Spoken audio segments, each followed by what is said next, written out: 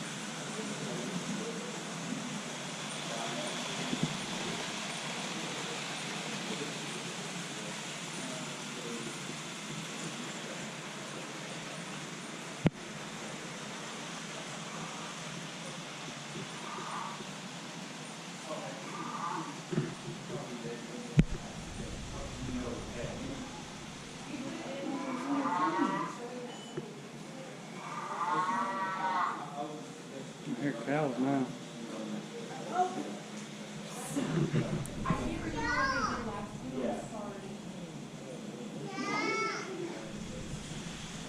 And it keeps going, and I guess until you hit the button again.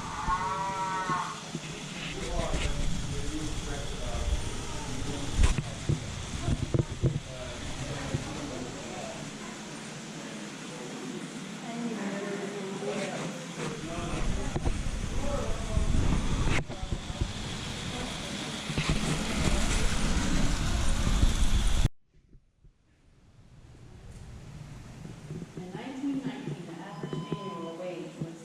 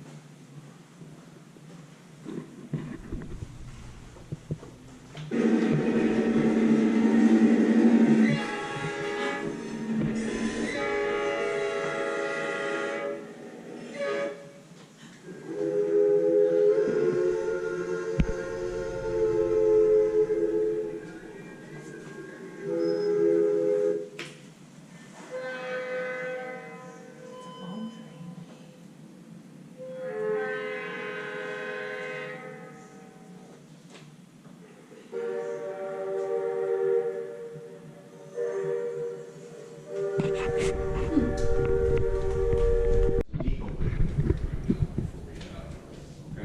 First of all, where's everyone from? Where are you folks from? You go Louisville? For Hickory. We're from Hickory. I'm sorry? Hickory, North Carolina. Okay, welcome, welcome. And you're Bowling Green. local. Okay. I have some locals in the group. We appreciate you being here. L&N Railway started in the 1850s. The initial train route was, where they put tracks down, was Nashville to Louisville, Louisville to Nashville. That was it. But L&N was very prosperous. It grew in leaps and bounds. Ultimately, the L&N Railway went all the way north with tracks to Cincinnati, Ohio, all the way south to New Orleans, Louisiana. And then later on, they also added tracks that took them east-west to Atlanta and St. Louis. So it was a very successful railway, and it expanded in leaps and bounds.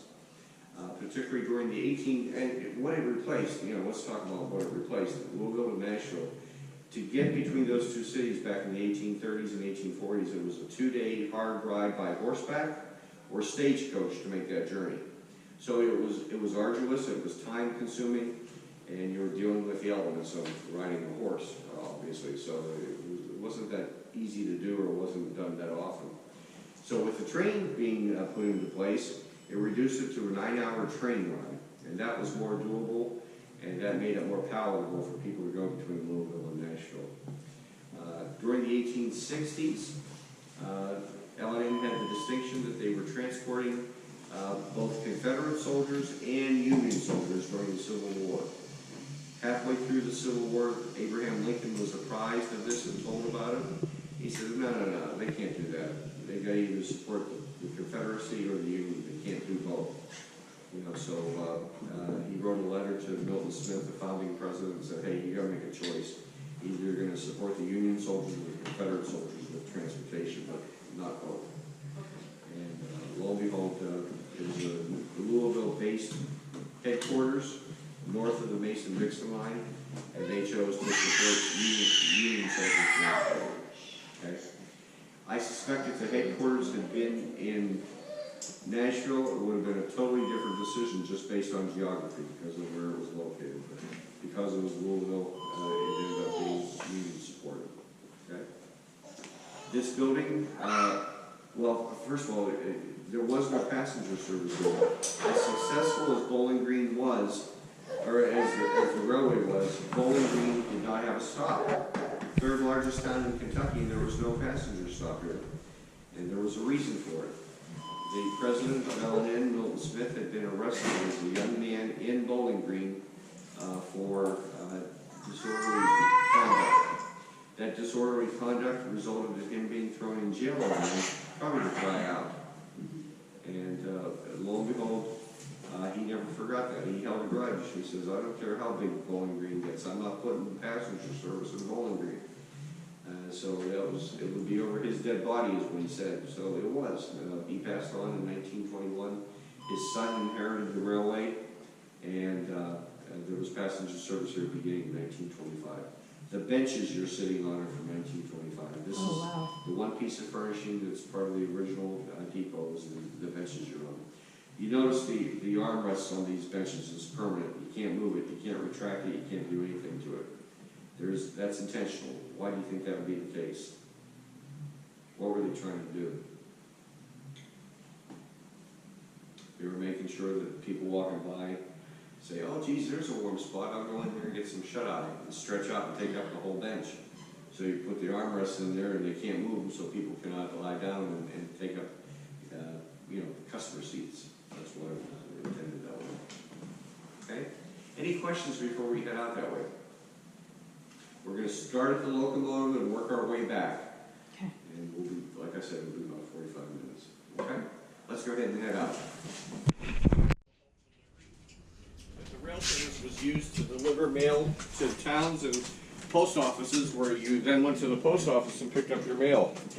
Home delivery did not become a big item until after World War II. Okay? So we're going to walk into the locomotive. Be careful, this is a wet area that we're going to be walking through. I don't want anyone to slip or fall going into the locomotive. Here we go. Watch your step.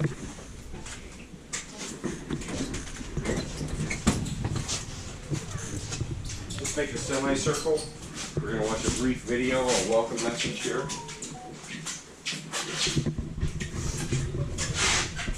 Come on in, sir. All right. You can stand right there in the middle, okay, with your sister, if she's willing to do that. No. Is there somebody else back there? No, I was. Okay. That's fine. And we're going to close that door just so the water doesn't come in any worse than it already is.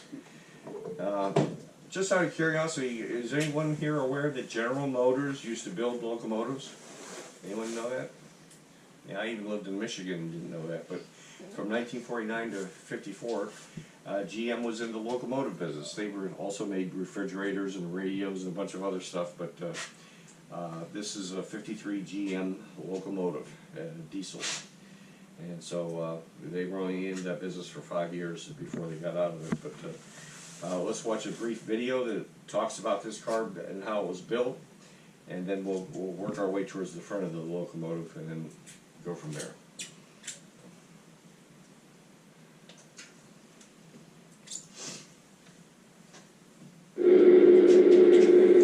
Welcome aboard the 796, one of America's most enduring and powerful E8A locomotives. A total of 450 cab versions were built between August 1949 and January 1954 by General Motors Electromotive Division, and they served most of the railroads in America.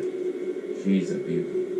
When we pull out of the station here, you'll feel the power of her two 12-cylinder engines producing 2,250 horsepower, driving a generator to power the two traction motors on each truck. She's built for speed. That's why we use her in passenger service. Today, we've got our green light for our run southbound. So hang on tight. The conductor has given the all aboard signal.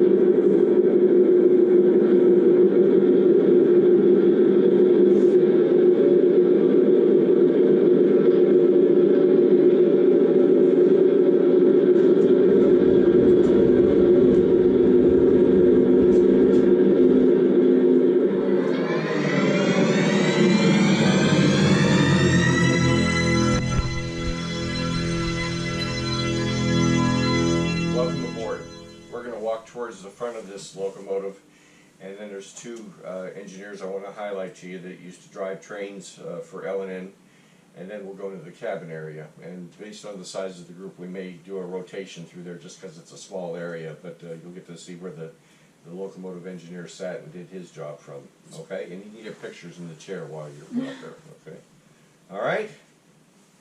Okay. Let's walk towards the front. Either side, just walk up. Be careful. There are some rain spots that have leaked through. We're finding out 53 GM locomotives didn't hold the rain out very well.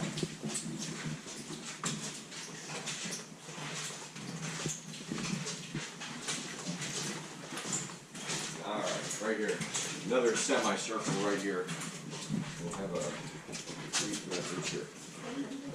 Step here on the way. Come up here and see. Come on up so you can see. All right. There's two engineers I wanted to point out to you. The first one's Billy Bird, a 35-year L&N employee. He drove both freight service as well as passenger service for the L&N. And his claim to fame is that he was featured on CBS News on the road with Charles Kuralt. Back in the 90s, Kuralt used to go around the country and talk to people about their jobs. So I'm sure when CBS News went to the Louisville National Railway and asked for somebody to talk to, they picked Billy because A, he's pretty articulate, and B, he's pretty funny. So we're going to hear what he has to say about what it was like to drive a passenger train.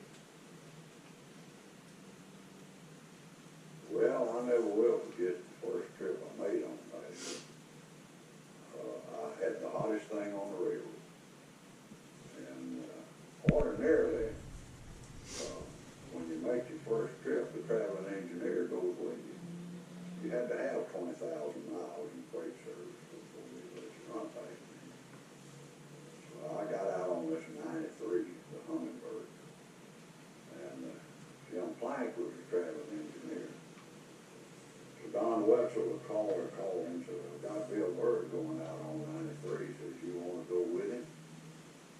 And he said, "No." He said, "Man, get out there and handle 150 car coal train. He's not going to have any trouble with a 18 car passenger train." So I had two of the big E8 diesels and a big NCB unit. Of course, I was wanting to make a good showing, so. Well, they gave me every break in the world, and I left 40 minutes late, went on the shed at Nashville 20 minutes late. But I could run uphill as fast as I could down, and going into the curves, I broke her down good. I didn't want somebody falling out of bed back there, claiming that the train was being handled without regard to human life and all that stuff. Interesting notation he makes, you know, if it's passenger service, the typical length is 16 to 18 rail cars, that's it, and no caboose on the back end for passenger trains. If it's freight, different animal totally. It's 150, 200 cars, a lot of weight, a lot of mass. That's what we have going right by us right here is a live CSX freight line. But those trains can be a couple miles long and they carry a lot of weight. Between Tennessee and Kentucky, up towards Louisville, you have Nissan, Toyota, General Motors, and Ford all building cars and trucks along the way. And so they transport either finished products or parts for trucks and cars that need to be transported. So freight is a big business with a lot of mass and weight involved. That's Billy. The other one is Casey Jones on the placard here.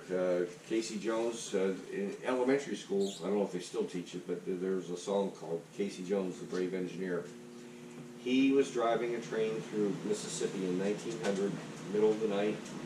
He had a passenger train that he was driving. He knew there was a freight service ahead of him, a freight train on the same tracks, but it was supposed to be way ahead of him. Unfortunately, that freight train had some mechanical issues, and the freight engineer had to pull over onto a side rail. And here's a graphic of it right here showing you that the train pulled onto a side rail, but the last couple cars were still on the main line. 2 o'clock in the morning, Casey's going down the tracks about 100 miles an hour. His headlight hits the caboose, and he sees the caboose is not moving. And so he immediately slammed on the brakes and was trying to slow down as much as he could before the impact. He ordered the conductor and the firemen that were with him up front to jump out, and he just stayed on the brake trying to slow down as much as possible. Unfortunately, there was major impact, and he lost his life. He was the only one that was hurt in the incident. There were passengers on the back end of the train in the sleeper cars, and nobody got hurt back there, but he died. He has his own museum in Jackson, Tennessee, outside of Memphis. So that's the infamous story of Casey Jones. Okay, we're going to do a rotation here to go up into the cabin because it's a relatively small area. But if we want to start on this side, we'll go up on this side and come down on this side. But if you want to, we can go right up there and sit.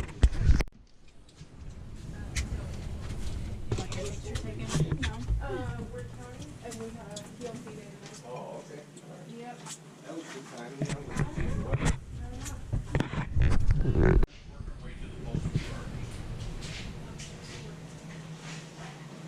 Okay. Back to the mail on the fly. Like I said, there was no home delivery until after World War II. But the mail used to travel on the rails, and they would drop off mail and pick up mail while the train's moving at 70 miles an hour. So if I can get in here, sir, you can get your picture here. But there's a catcher hook here. You may have seen this in some old black and white movies, but this catcher hook is how they would snag that mail pouch out there. So let's say this is Bowling Green mail that needs to go elsewhere. So they got to pick up that while they're going by. So the train's rolling through town at 3 o'clock in the morning, 70 miles an hour. They use this catcher hook and lift up here and grab that sack anywhere in the middle. It'll come up here on the hook. The postal worker hands it to his co-workers and says, okay, we can sort and distribute this mail. Likewise, to deliver, let's say that gray pouch there is Bowling Green destination. Put it up on here, look at the train station, and kick it as hard as they can at the train station. Don't ship anything fragile. It won't make it. But they kick it. And they got to kick it hard. You know why they got to kick it hard? So it can get there. That's right, so it can get there and it doesn't get sucked in underneath the train that's moving. So that's how they used to deliver mail, on the fly. If you ever hear that term, on the fly, this is what it revolves around, is train delivery. Now, beginning in the 50s and 60s, that's whenever there was home delivery. And, you know, they got into a lot more distribution of mail to your home residences. But I had a woman on tour from North Dakota who said when the train went through town, they knew a half hour later they could go to the train station and pick up their mail because the mail had been delivered. Oh, that's crazy. Okay? Okay, so take a look around. You'll see all the small towns with all their slots. And I'm going to need your help for one more item here before we go too far, okay? So stay close because I'm going to ask you to do me a favor and hit a button for me, okay? Thank you.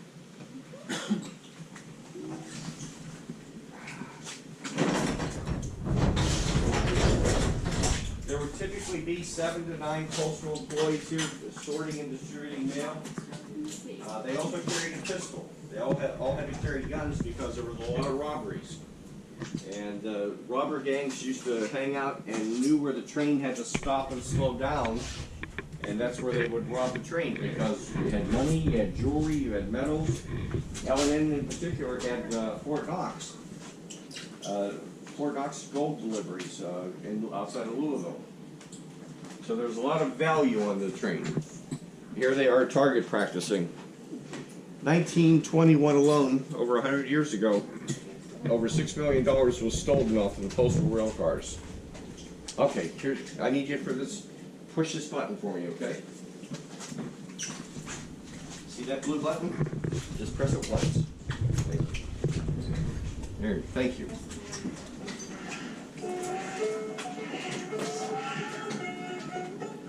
Back in the late 1800s, when mail was carried across this nation by trains and mail wagons, a small dog made postal history. His name was Oni, and this is his story. On a busy day at the Albany Post Office in 1888, a small homeless puppy crept in unnoticed, made himself right at home among the mail pouches, and soon was following the mail bags everywhere. Now one day, a sack of mail fell off a mail wagon. The little dog jumped off the wagon and stood guard over it until the driver came back. Oni, as they called him, became the special mascot of the Albany Post Office. He traveled in mail trains which crossed the state and the country, often jumping from one train to the next. Now, train wrecks were common at this time, but miraculously, the mail cars were always safe when Oni was on board. To let folks know that Oni was good luck, and to make sure he came back safe and sound, his friends at the Albany Post Office made him a special collar. Soon people began attaching tags to it to show where Oni had been. Wherever he went, Oni made friends, and his tag collection grew. But Oni didn't just travel with the mails in this country. He journeyed by ship to Mexico, Alaska, and around the world, to Japan, China, Singapore, and the Suez. Now, throughout his journeys, Oni made friends. One wrote this poem in his honor. Oni is a tramp, as you can plainly see. Only treat him kindly, and take him along with ye.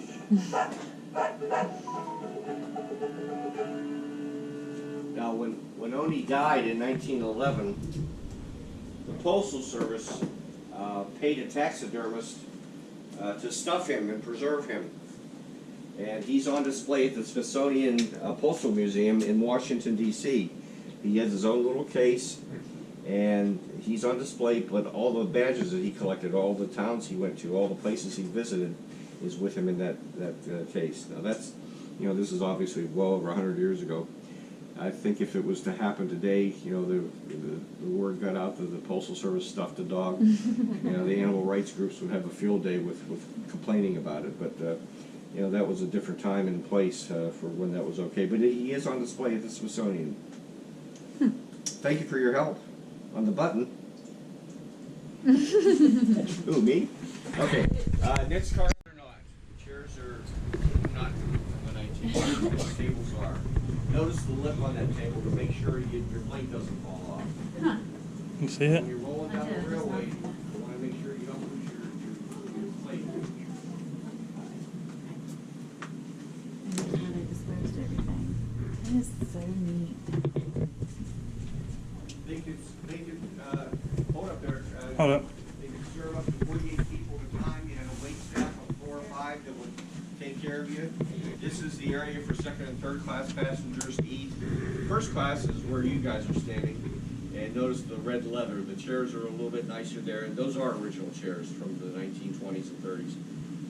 They've held up pretty well. But the only difference, I think, for first class is you're a little bit closer to the kitchen, so your food's warmer before you get served.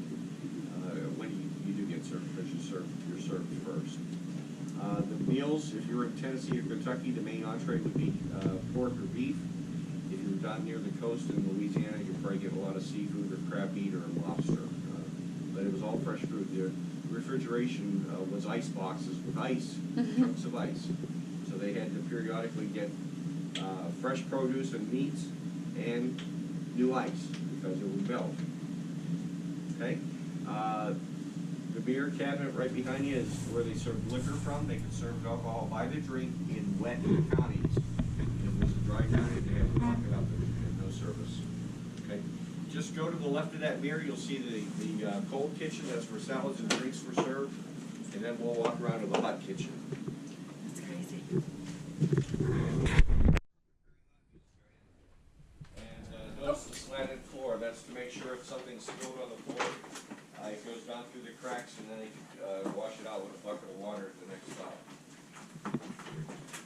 And it's a hot, not only is it a hot kitchen, but there's no air conditioning, and the windows do not open. So in July, in particular, or June, July, summer months, it'd be hot. That's where the vegetables and soups would be.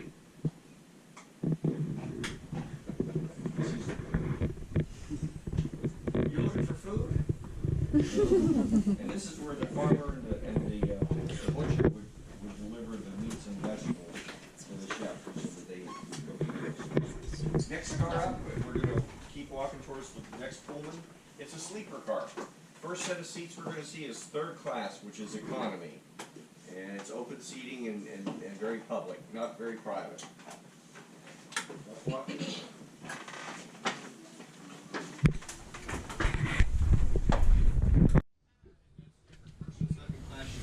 Private toilet.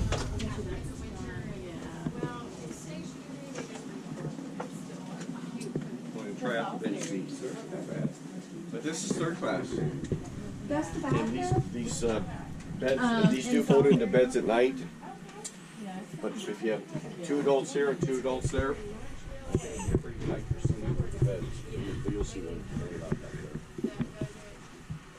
And they actually have one. Yeah. But this one's close and I don't have to worry about. Yeah. So this is third class. This is like economy on that plane. Maybe some more foot room than Yes, we do than on you do plane. today. That's right. Can you imagine sitting next to a whole bunch of people you don't know them?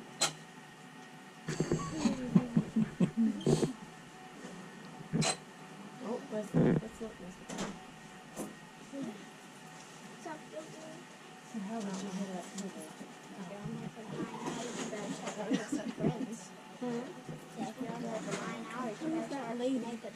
So, like I said, third class is open in public and it's not very private. When we go around the corner, you're going to see, go to the left, you'll see a first class suite, which is spacious and private. Go ahead and start back that way. Go in that first door on the left.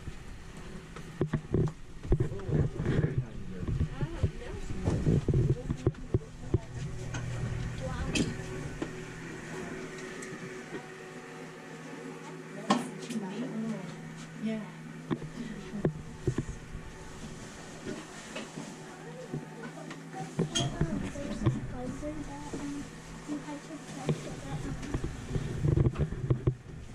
First class suite.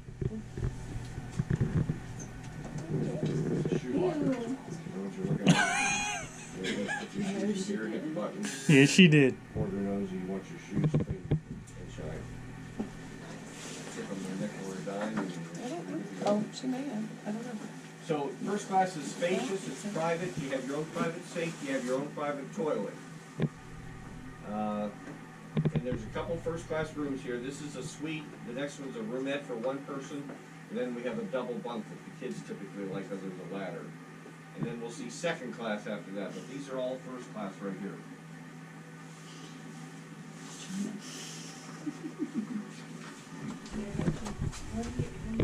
Look at it.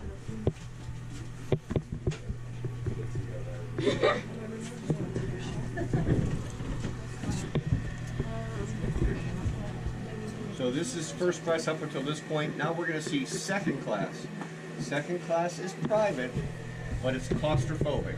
And you, sir, the tall one there, you'll never fit. Trust me. Okay, second class coming up. Hey, walk on your own feet. I walk on bottoms. Folds into a bed. You have a sink. Your privacy is zippering up the curtains to get privacy. See, now that little fan right there will not be enough That for would me. be I'm for gonna one have person. You know, these are all one person. circulation going on.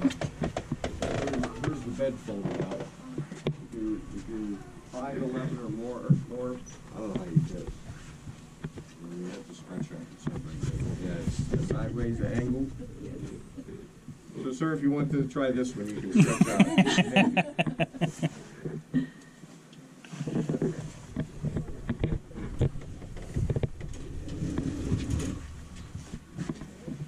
Oh, here you go.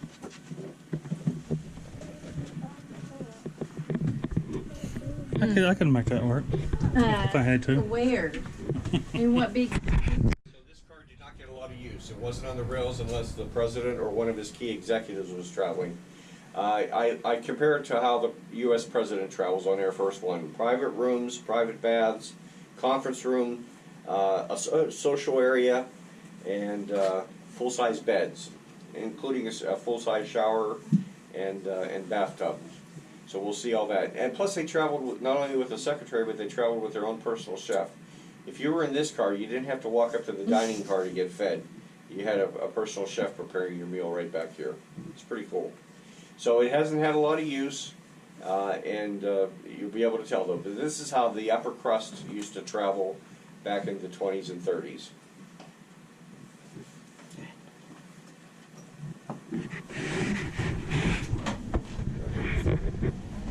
Get doors behind me here. So.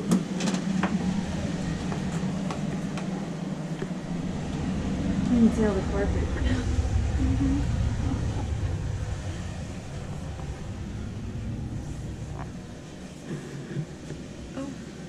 Oh. Mom and Daddy used to have this kind of carpet in their house.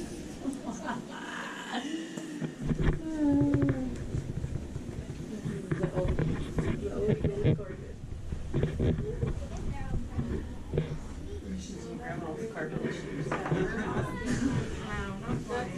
Almost there though. Yeah.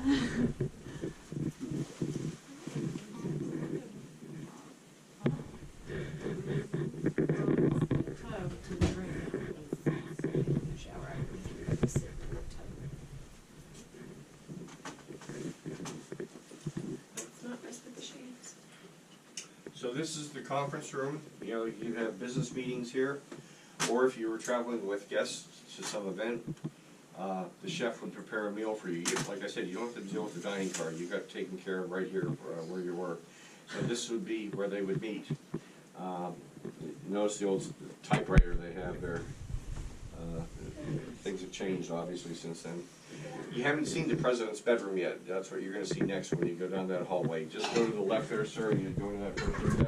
That's where the president stayed. Okay. Oh, that's the air conditioner.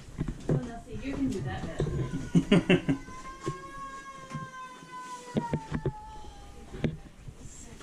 Now see, you can do that bit. That bit'll fit you. She's letting me know she's still there.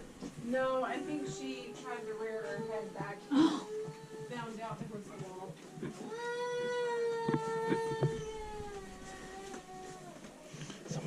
sound happy. She hit her head on the wall. Oh. I'm gonna go this way. Just try out the seats. This is how they socialize back here. This is where the deal cutting happened. You know, the president would be traveling with guests, and then maybe they needed to cut a deal for a new town. They could come back here, they could light up a cigar, they could have a bourbon and water. But this would be how the upper crust would relax and cut deals for the railway. No Wi-Fi back then, so there's no big screen TV to watch here. But they did have an AM radio they could pick up local news. Yeah, for what that's worth. The museum is continuing to grow and improve and change. There are 3 rail cars that are being worked on to be added to the tour next year, and I'll just give you a highlight on what they are. It's a U.S. Army World War II hospital car. When injured troops came back from Europe or the Pacific, when they hit the States, they were put in that Army hospital car to be taken to their hometown. And I've been inside that car. It's going to be really a neat display once it's ready to go. The FAR car that's down here on the rails is a L&N caboose, red with yellow trim. Haven't been inside it, so I don't know that much about it, but you know it's coming along just fine. And then the car in between is a Jim Crow passenger car from 1910. It's made of all wood. They found it in Glasgow, Kentucky, of all places, and it was donated here, and it's being renovated right now. But the Jim Crow designation is whites sit on one side, blacks sit on the other side. Your luggage is in between, separate but equal facilities. Okay. So that's any last minute questions or whatever. I appreciate you guys coming out in this weather for this, and if anyone wants to, you know, if you look at old black and white pictures, you see Truman or FDR standing on the back of the train waving, you know, the whistle stop campaigns that politicians used to do. You can do that here. If you want your picture taken, I'll be more than happy to take your group picture here on the before you get off, and then you're more than welcome to go through the museum for the next hour or so. Thank you so much. You're quite welcome. I hope you enjoyed it, and come back when it's dry. And be careful with these steps. Be careful with these steps. They're not.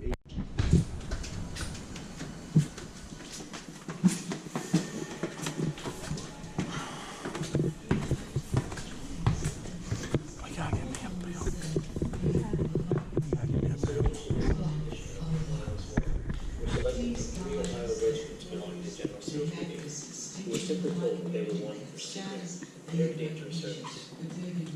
On the 7th of April, by the roadside about a mile east of Shelbyville in the late twilight, we met our James Andrews. He quietly told us the outlines of a romantic and adventurous plan, which was to break into small detachments, then move south. And finally, to meet him at Marietta, Georgia, more than 200 miles away. If questioned, we were to profess ourselves Kentuckians going to join the Southern Army. When we stopped, the conductor, engineer, and many of the passengers hurried to breakfast, leaving the train unbooked. Now was the moment of action. Andrews, our two engineers were out at night, and the firemen hurried forward, uncoupling a section of the train. A sentinel must stay in the hands just a dozen feet on the engine watching the whole proceeding. And told them the stories of the soldiers and drugs around the clear in their minds and view. The valve was pulled wide open, and for a moment we asked the general slipped around ineffective. Then, with a valve that jerked his fingers the long stop, the train started, leaving the end of the wild stuff.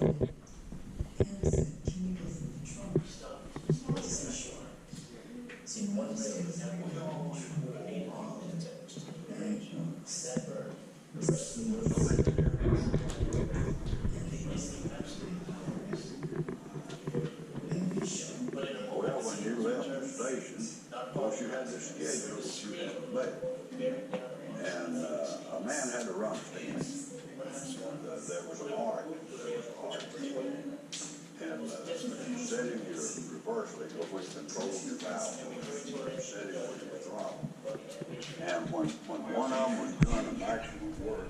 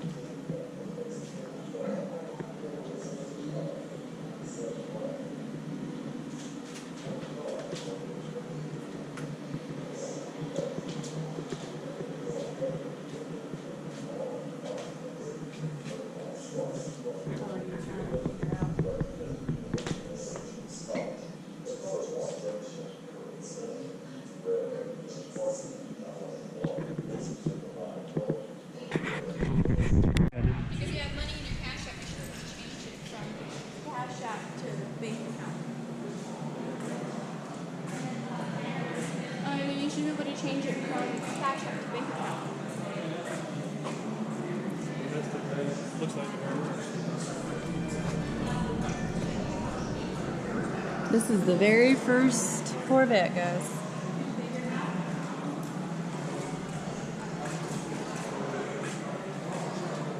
Here, you're better at it than I am.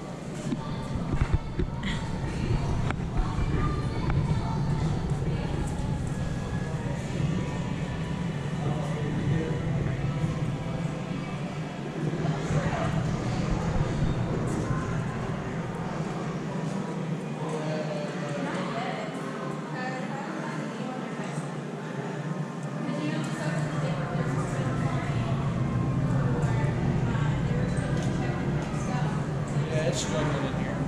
Dark. So having that in where text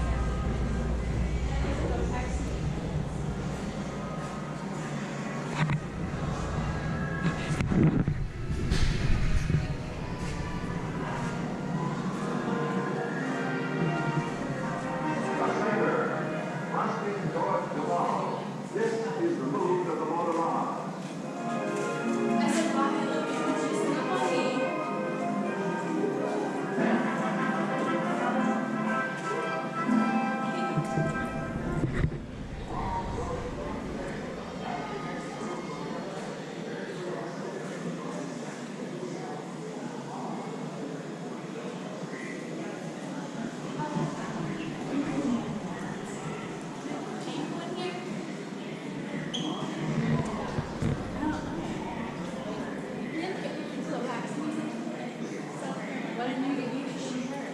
I did. They got a lot.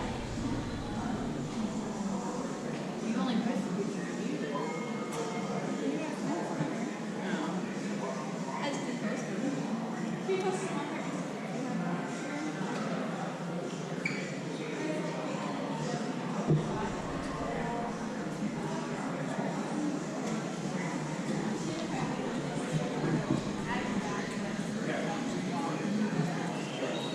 post them on her Instagram.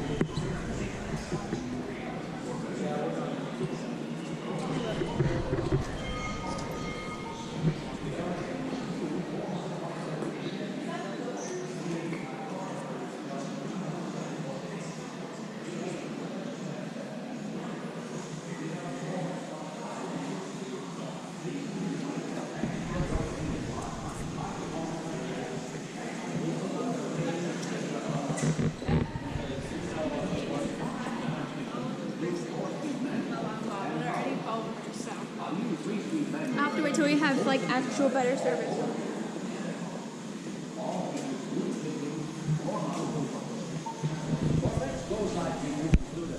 Precise steering ratio, all steel derivative frames, coil springs, and stabilizer bars. Really, I think you know, my transfer steam frame. Everything's so dark. That one you might get. Race car and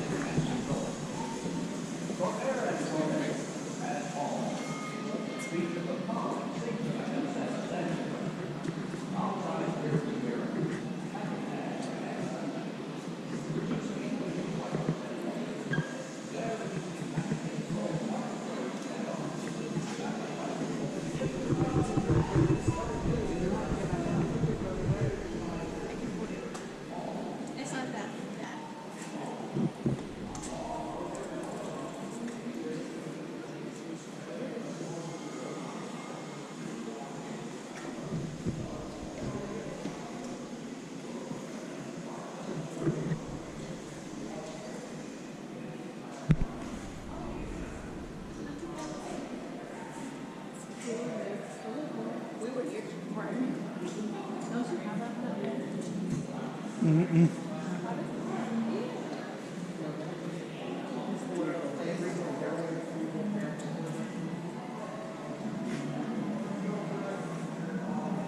Do you think this Clefnews might have like discussion?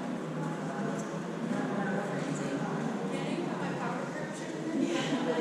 For Kentucky, yeah?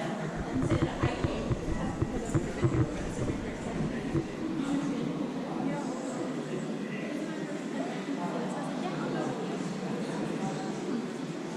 like, I've been to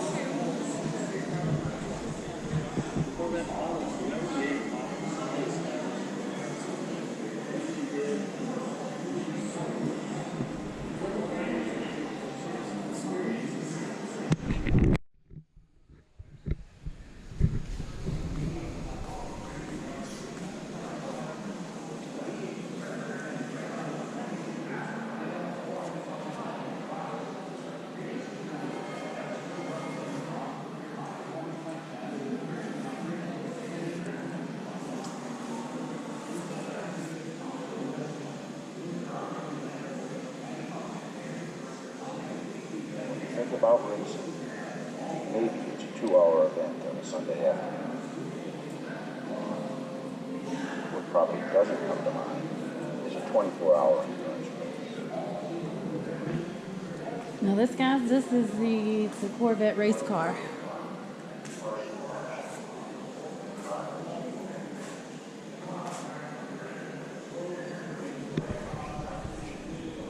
That's the guy that wears the racing suit. And there's the race car, guys.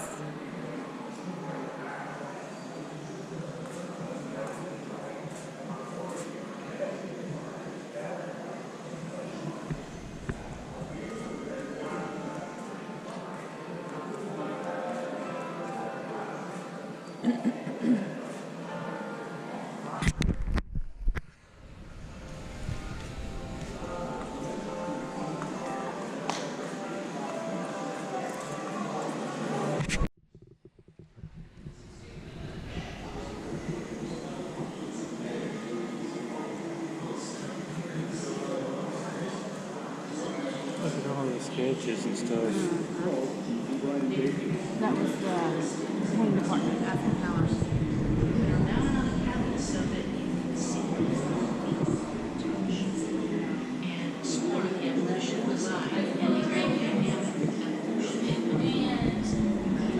I'd like you to notice that there are top drawers here, there are artifact cases containing varieties of objects and tools. That's all the paint colors. Yeah, that's crazy that we got all these things. Well, look at the sketches.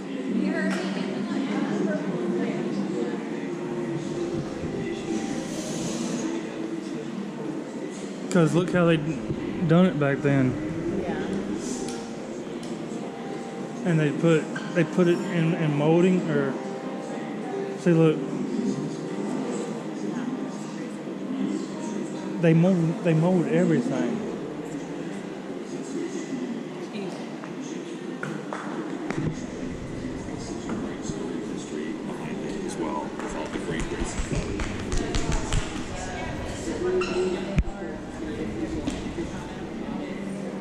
that didn't phase you.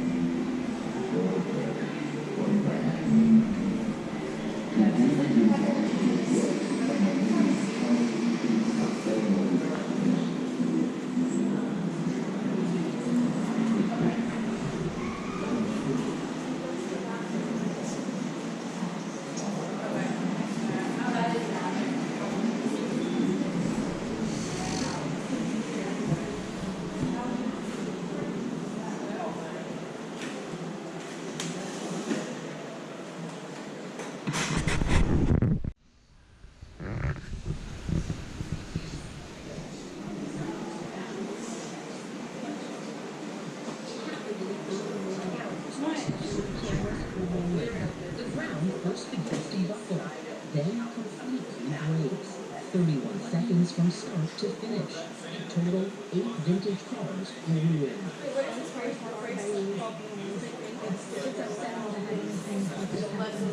All day.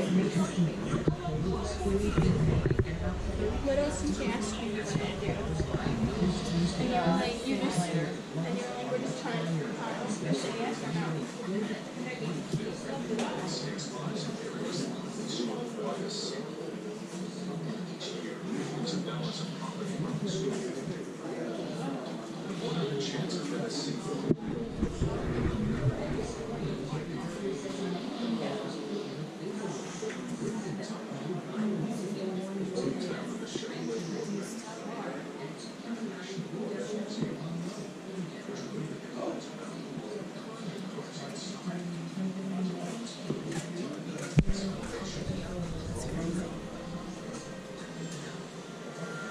We may have to go down to Chattanooga, go through Atlanta.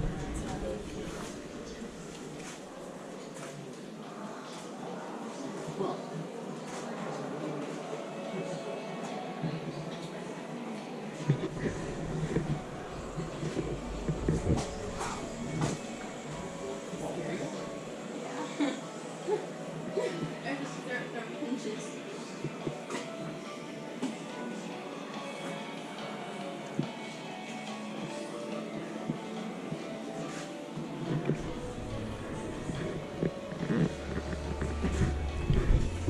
Did you see all the the Corvettes that were in the sinkhole? Yeah.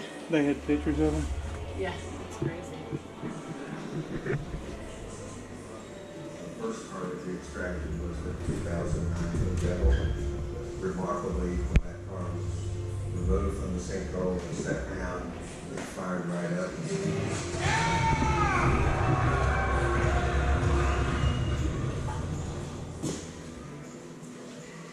Another car, 1 million car, wedged in between the wall and a concrete slab.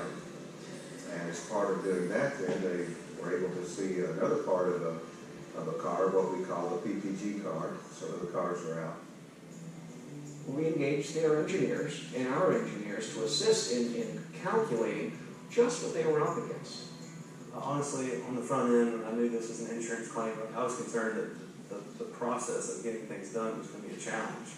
However, working with Byron and Chubb was an amazing experience. These guys were efficient. They knew what they needed done. We were able to work together, communicate normally on a regular basis, establish what was expected.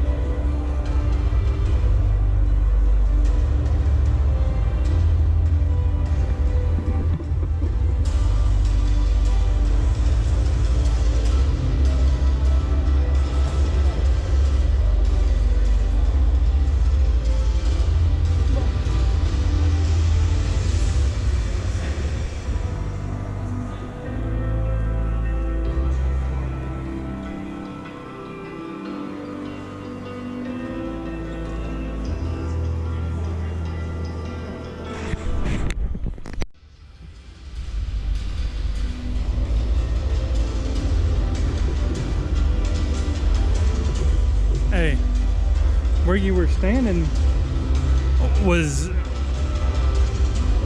falling in, had fallen in.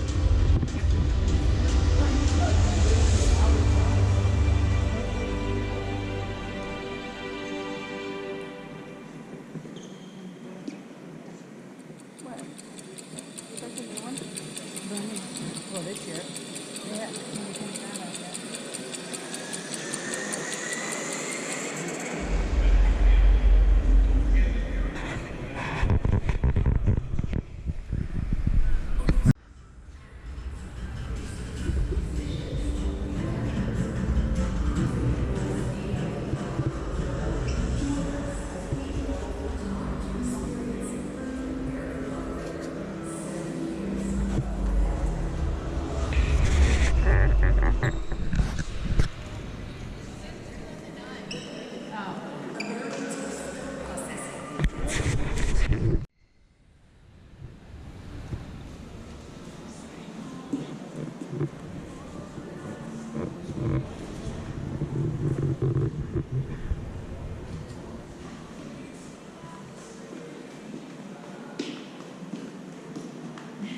There's some more of the prototype stuff.